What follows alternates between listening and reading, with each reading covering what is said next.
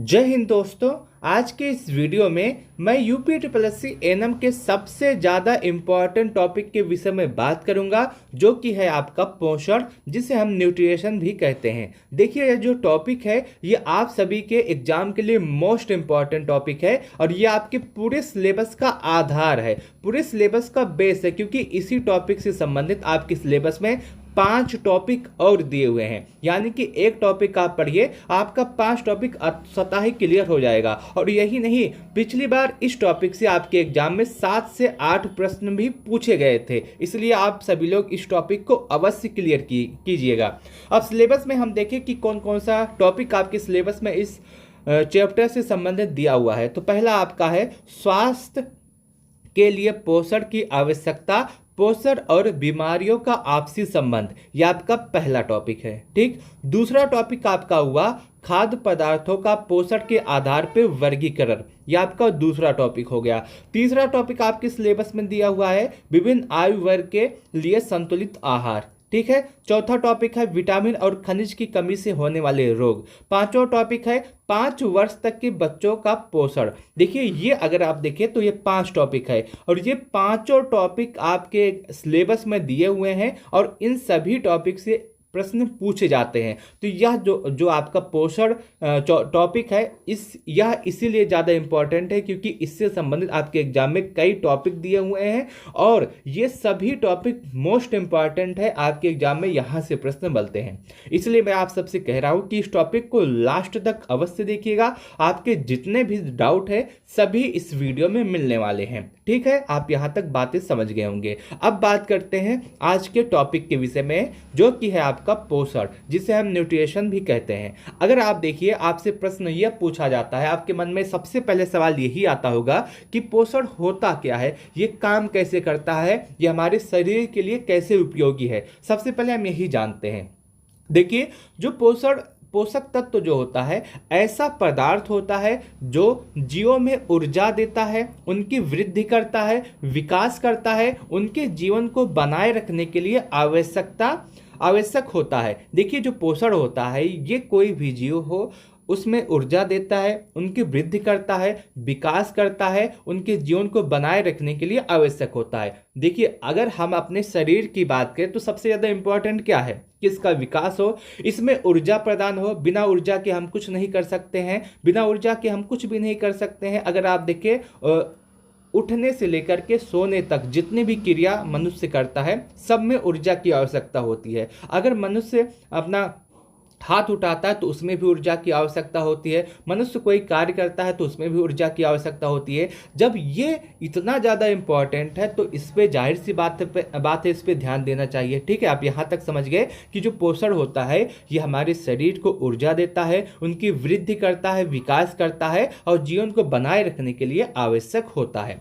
यहाँ तक आप बात समझ गए। अब आपके मन में एक सवाल आएगा, ये तो आप पोषण की परिभाषा बता दिए, लेकिन ये जो शब्द लिखा है न्यूट्रिशन, इसका भी तो मतलब बताइए कि ये कहाँ से आया, कैसे आया, इसका मतलब क्या होता है, न्यूट्रिशन शब्द क्या होता है। बिल्कुल सही बात है, जाहिर सी बात है। अब हम यही जान लेते हैं कि जो न्यूट्रिशन है ये होता क्या है, इसकी उत्पत्ति कहाँ से हुई, किस भाषा से हुई, सारी जानकारी हम देखते हैं। देखिए, जो न्यूट्रिशन होता है इसकी उत्पत्ति लैटिन भाषा के नरिश शब्द से हुई है। ठीक है, किस भाषा के शब्द से हुई है, तो लैटिन भाषा के शब्द से हुई है। और नरिश जो शब्द है इसका अर्थ क्या होता है ये भी जानना जरूरी है, क्योंकि कहीं से अगर कोई शब्द आया है तो उसका कुछ ना कुछ अर्थ तो जरूर होगा, और अर्थ जब होगा तो उसको जानना भी आवश्यक होता। देखिए, हम पहले आपसे बता देते हैं कि जो न्यूट्रिशन शब्द है इसकी उत्पत्ति लैटिन भाषा से हुई है, और लैटिन भाषा के किस शब्द से हुई है, तो नरिश शब्द से हुई है, और जिसका जो अर्थ होता है, जिसकी परिभाषा होती है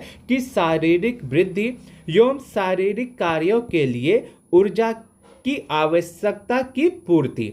क्या, एक बार हम फिर से इसको देखते हैं। शारीरिक वृद्धि एवं शारीरिक कार्यों के लिए ऊर्जा की आवश्यकता की पूर्ति। तो ये क्या, यहाँ से हमको क्या सीखने के लिए मिला, क्या समझने के लिए मिला कि जो हमारे शारीरिक कार्य होते हैं और जो ऊर्जा होती है, इनकी पूर्ति के लिए क्या होता है, नरिश, और इसी नरिश शब्द से क्या बना है, न्यूट्रिशन। यहाँ तक आप बात समझ गए। अब जब ये हमारे शरीर को ऊर्जा की पूर्ति करता है, ये नरिश शब्द इसका कहने का मतलब है। और ये अब सवाल ये आता है कि ये हमारे शरीर में आता कहाँ से है, इसकी हमारे शरीर तक पहुंचता कैसे। ऐसा तो है नहीं कि हम सामने भोजन रखा है उसको देख लिए तो हमारे अंदर ऊर्जा प्राप्त हो गया, ऐसा भी नहीं होता है। तो ये इसका पूरा प्रोसेस क्या होता है हम इसको समझते हैं।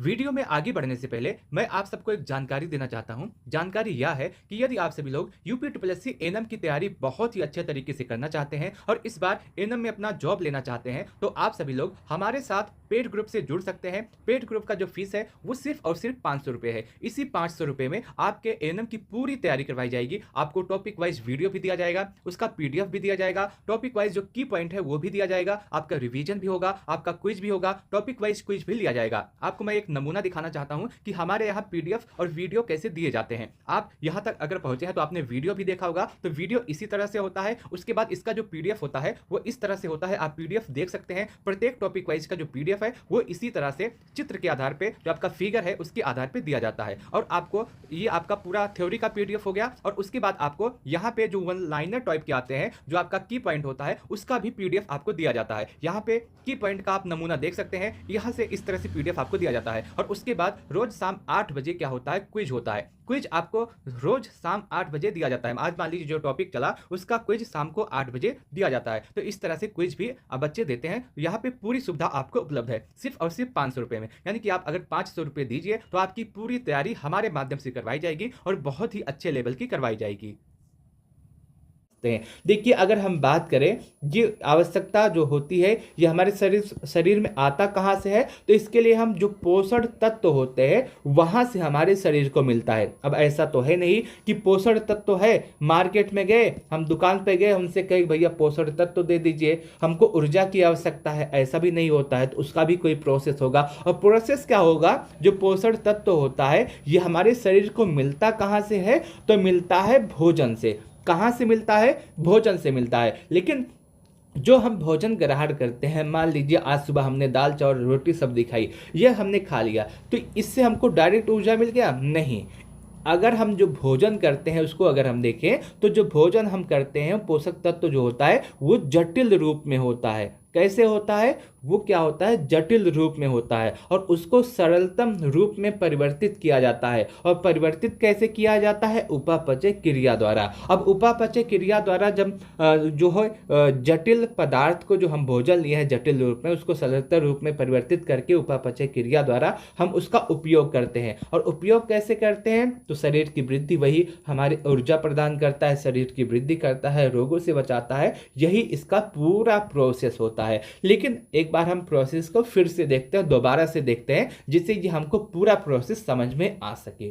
देखिए मैंने आपको बताया आज का जो टॉपिक है वो आपका न्यूट्रिशन है और सवाल ये होता है कि जो न्यूट्रिशन शब्द होता है इसकी उत्पत्ति कहाँ से हुई और इसका मतलब क्या होता है। देखिए जो न्यूट्रिशन शब्द है इसकी उत्पत्ति लैटिन भाषा के नरिश शब्द से हुई है और जिसका अर्थ होता है शारीरिक ऊर्जा एवं शारीरिक कार्यों के लिए ऊर्जा की आवश्यकता की पूर्ति। अब ये सवाल ये आता है कि ये हमारे शरीर को कहाँ से मिलता है, कैसे मिलता है, तो ये हमारे शरीर को मिलता है पोषक तत्व से। अब पोषक तत्व को ये कहाँ से मिलता है, तो ये मिलता है भोजन से। अब भोजन जो हम ग्रहण करते हैं वो जटिल रूप में हम ग्रहण करते हैं, इसको सरलतर रूप में परिवर्तित करके उपापचय क्रिया द्वारा ये हमको क्या देता है, ऊर्जा देता है। और क्या देता है, शरीर की वृद्धि करता है। ठीक है, अब यहाँ तक आप पूरी बात समझ गए। जो आपका पोषण का जो पूरा प्रोसेस है, आप यहाँ से पोषण को पूरा प्रोसेस समझ गए। हम भोजन लेते हैं, भोजन करने के बाद वो उपापचय क्रिया द्वारा उसको हम पचाते हैं और उसके बाद क्या होता है, ये हमको ऊर्जा देता है, शरीर की वृद्धि करने में सहायक होता है। सारी चीज़ें आप यहाँ से समझ गए हैं। अब आपके मन में एक सवाल और उत्पन्न हो रहा होगा, वो यह है कि जब पोषण तत्व जो होता है इतना ज़्यादा इम्पोर्टेंट है तो इसकी परिभाषा एक बता दीजिए और कौन कौन से पोषण तत्व है उसको भी बता दीजिए जो हमारे शरीर के लिए हमारे लिए मोस्ट इम्पॉर्टेंट है। देखिए अगर पोषक तत्व की परिभाषा की बात करें तो इसकी परिभाषा कुछ ऐसे हो सकती है कि किसी भी जीव के शारीरिक वृद्धि एवं कार्यों के संचालन एवं संवहन के लिए आवश्यक तत्व क्या होता है, वो पोषक तत्व होता है। और पोषक तत्व जो होते हैं कई प्रकार के होते हैं। आपके कौन कौन से होते हैं? एक आपका कार्बोहाइड्रेट होता है, ये भी पोषक तत्व है।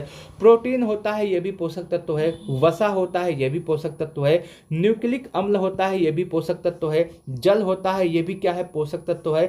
खनिज होता है, ये भी पोषक तत्व है। और विटामिन होता है, ये भी आपकी क्या है? पोषक तत्व है।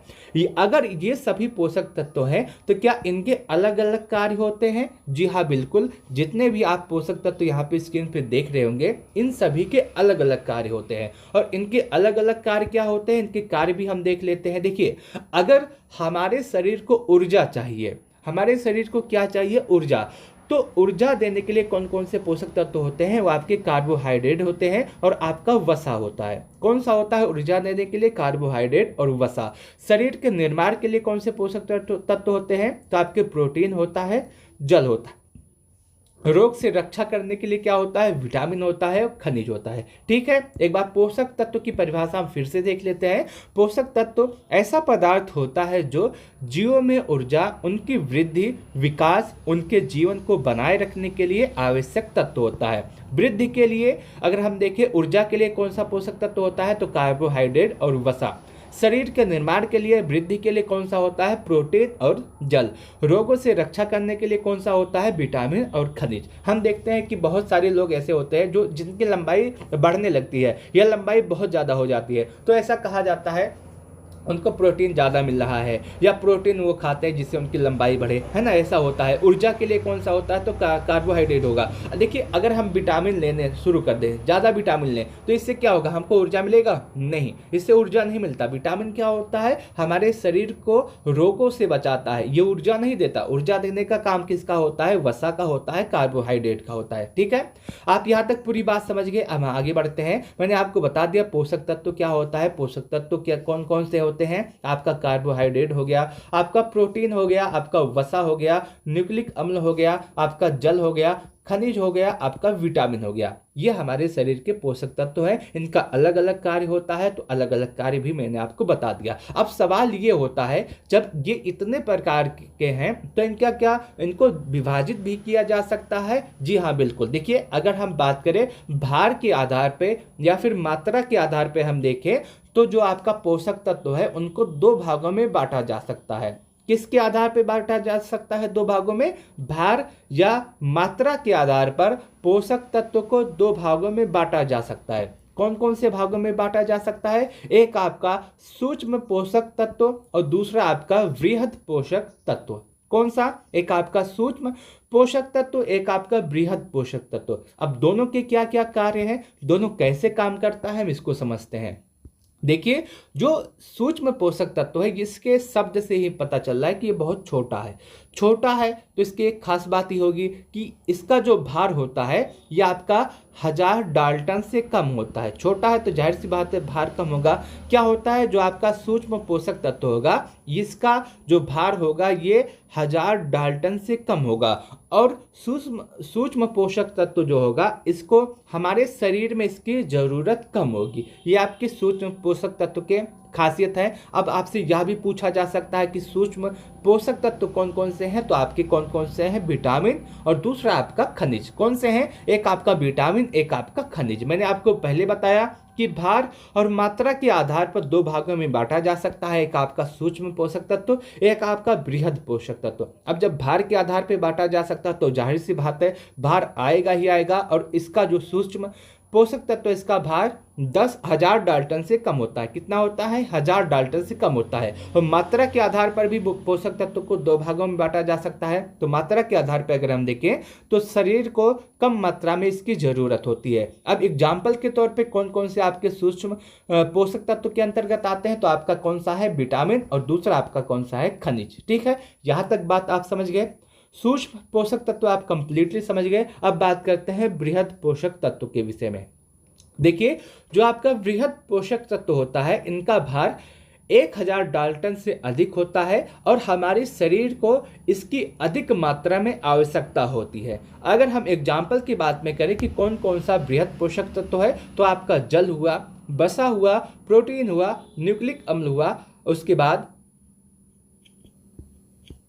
उसके बाद क्या हुआ कार्बोहाइड्रेट। ठीक है, यहां तक आप बात समझ गए। अब आपके मन में एक सवाल और आ रहा होगा, आपने यहाँ पे 2 बार एक डाल्टन शब्द का प्रयोग किया, तो ये डाल्टन शब्द क्या होता है, इसका क्या मतलब होता है। देखिए जो डाल्टन शब्द है कुछ खास नहीं है, बस ये एक भार मापने की इकाई है। जैसे हम किलोग्राम में भार नापते हैं, ग्राम में भार नापते हैं ना, उसी तरह से यह भी एक भार मापने की एक इकाई है जिसे हम डाल्टन कहते हैं। बहुत ज़्यादा छोटे मापने के लिए इसका प्रयोग किया जाता है। ठीक है, अब एक सवाल और एक वर्गीकरण और आता है।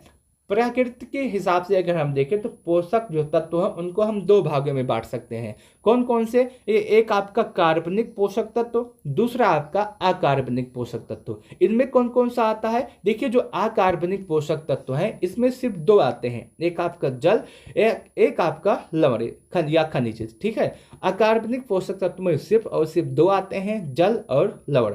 और कार्बनिक पोषक तत्व में आपका विटामिन भी आता है, प्रोटीन भी आता है, न्यूक्लिक अम्ल भी आता है, कार्बोहाइड्रेट भी आता है, वसा भी आता है। ये सभी क्या आते हैं, कार्बनिक पोषक तत्व के अंतर्गत आते हैं। एक बार हम इस पूरे को फिर से देख लेते हैं जहां से इसका वर्गीकरण किया गया है। मैंने आपको बताया पोषक तत्व कौन कौन से होते हैं। एक आपका कार्बोहाइड्रेट होता है, प्रोटीन होता है, वसा होता है, न्यूक्लिक अम्ल होता है, जल होता है, खनिज होता है, विटामिन होता है। और इन सभी को भार और मात्रा के आधार पर 2 भागों में बांटा जा सकता है। कौन कौन से 2 भाग, एक आपका सूक्ष्म पोषक तत्व, दूसरा आपका बृहद पोषक तत्व। अब सूक्ष्म पोषक तत्व क्या होता है, भार इनका 1000 डाल्टन से कम होता है, शरीर को कम मात्रा में इसकी जरूरत होती है। और एग्जाम्पल के तौर पे इसमें आपके विटामिन और खनिज आते हैं।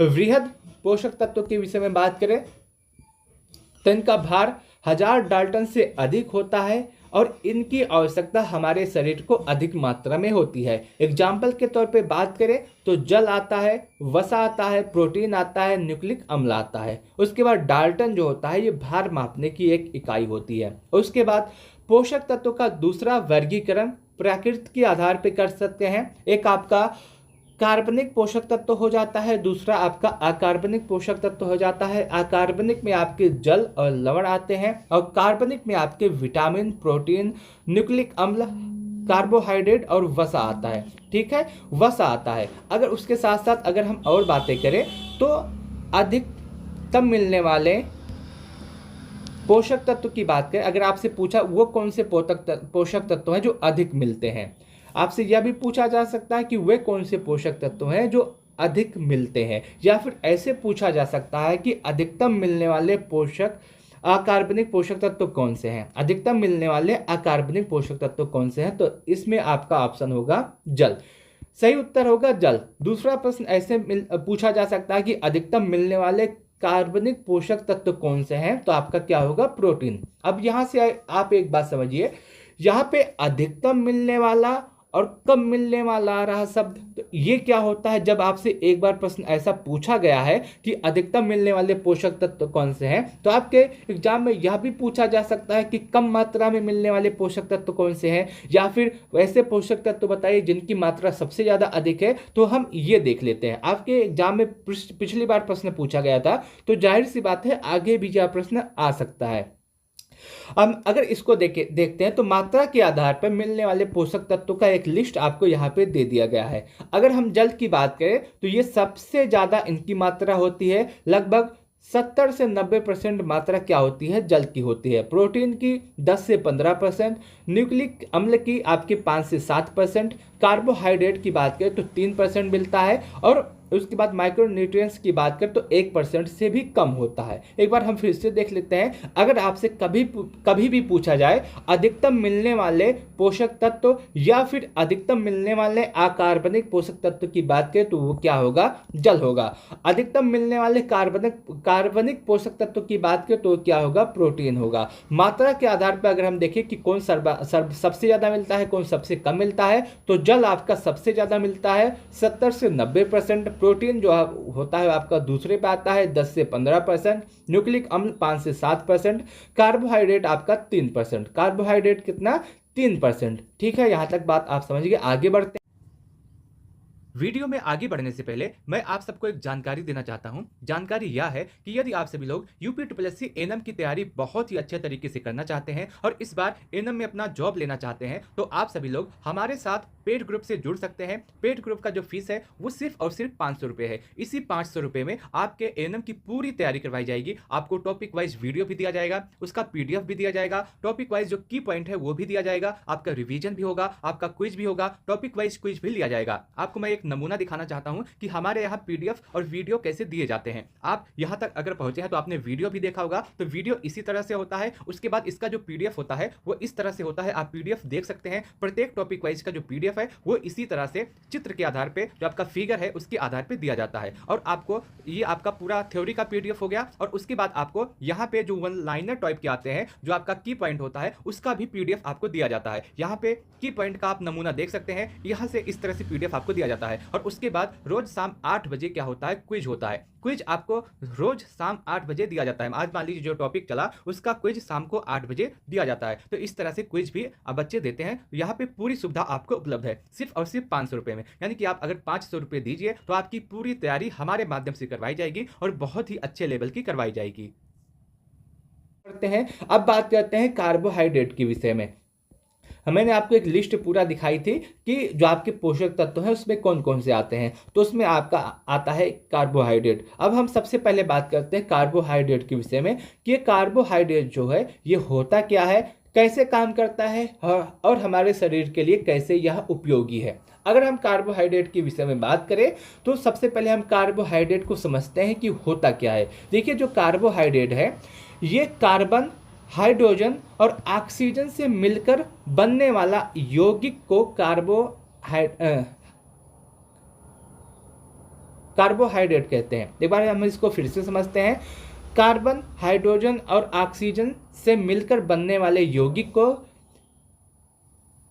कार्बोहाइड्रेट कहते हैं। क्या कहते हैं? कार्बोहाइड्रेट कहते हैं। अब इसमें 3 तत्व आता है। एक आपका कार्बन आता है, एक आपका हाइड्रोजन आता है, एक आपका ऑक्सीजन आता है और ये तीनों को मिला करके बनता क्या है? आपका कार्बोहाइड्रेट। अब जब तीनों को मिला के बना है तो जाहिर सी बात है कुछ मात्रा आपके कार्बन की ली जाएगी, कुछ मात्रा आपके हाइड्रोजन की ली जाएगी और कुछ मात्रा आपके ऑक्सीजन की ली जाएगी। और आपके लिए मोस्ट इम्पॉर्टेंट यही है कि जो आपका कार्बोहाइड्रेट होता है ये एग्जाम में पूछा जाता है कि इसकी मात्रा किस, कार्बोहाइड्रेट में कार्बन की, हाइड्रोजन की और ऑक्सीजन की मात्रा कितनी होती है, कार्बन, हाइड्रोजन और ऑक्सीजन का अनुपात कितना होता है। अगर आपसे कभी भी अनुपात पूछा जाए कि जो आपका कार्बोहाइड्रेट होता है उसमें कार्बन, हाइड्रोजन और ऑक्सीजन की मात्रा अगर आपसे पूछी जाए, उनका अनुपात पूछा जाए तो अनुपात क्या होगा?